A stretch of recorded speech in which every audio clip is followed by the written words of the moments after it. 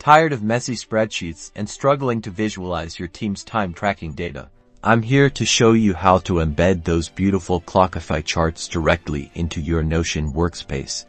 First, head over to your Clockify account and navigate to the report or chart you want to embed.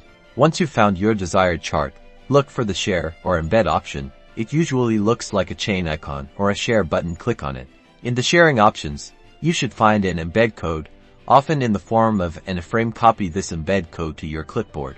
Now, jump over to your Notion workspace where you want to place the chart. Type Embed into your Notion page. To bring up the Embed block option, select Embed. A box will appear. Simply paste the Clockify embed code you copied earlier into this box and click Embed Link. And there you have it. Your Clockify chart should now be beautifully displayed inside your Notion workspace. You can now resize the block to fit your page layout and even add text and other elements around it. This allows you to seamlessly integrate project progress, track time spent on tasks, and keep your entire team aligned within Notion.